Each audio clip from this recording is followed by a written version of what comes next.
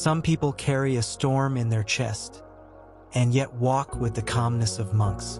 They laugh softly, but their silence screams louder than most people's words. You see them kind, patient, deep, but behind those eyes is a battlefield. These are not ordinary people. These are the ones who've been broken, not once, but over and over. Yet somehow, they feel everything more intensely. Love, pain, beauty, and sorrow. What if I told you that psychology actually explains why this happens? Stay with me, and you'll never look at a broken person the same way again. People who've been broken develop emotional antennas others can't see. They become hyper-aware of body language, tone, and silence. This isn't magic, it's psychological adaptation to trauma. When your world shatters, your brain rewires to survive. But survival often brings emotional sensitivity as a side effect. That's why broken people feel deeper, they've been forced to. And now their strength is disguised as softness. Psychologists say people who've suffered are more empathetic. They remember how it felt to be unheard, unseen, unloved. So when someone else is hurting, they don't just notice, they feel it. Empathy isn't just a trait for them, it's a survival instinct. It helps them connect, soothe, and sometimes lose themselves in others' emotions. But this also makes them more vulnerable to emotional exhaustion, because they carry both their own pain and yours. There's a difference between being emotional and being emotionally deep.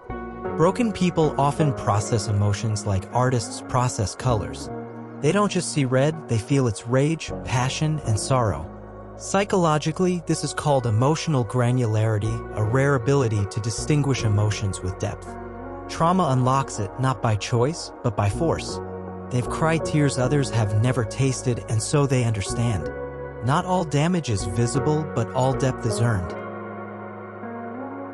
When someone's been emotionally shattered, they love with a certain intensity.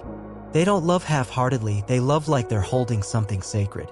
Psychology calls it anxious, preoccupied attachment, but it's more than theory.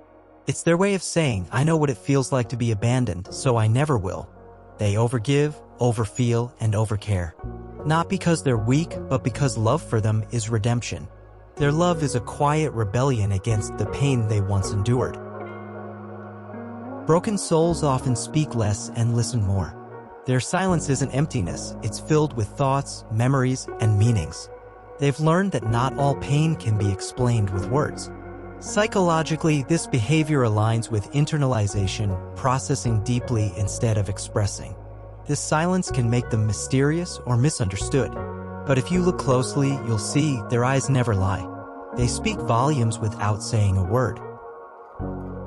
There's a reason why some of the world's greatest artists were broken. Psychologists link trauma to increased divergent thinking, creative problem-solving, and emotional expression. When the world turns dark, they turn pain into poetry, music, art, or silence. They feel too much to keep it inside, so they create not for fame but to survive. Every brushstroke, every word, every melody is a release.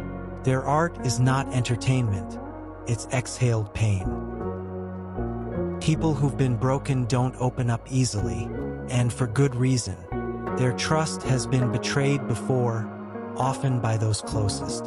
So now they test people not with questions but with silence. Psychologically, this is self-protection, not arrogance. They need to know if your presence is safe before your words mean anything. Once they trust, they're fiercely loyal. But betray them again, and they'll disappear without a trace. Broken people have a sixth sense for hidden sadness. They notice the smile that doesn't reach your eyes. They sense the hesitation in your voice. Why? Because they've worn those same masks. Psychology calls it mirroring. They see themselves in others. This makes them incredible listeners, but also emotional sponges.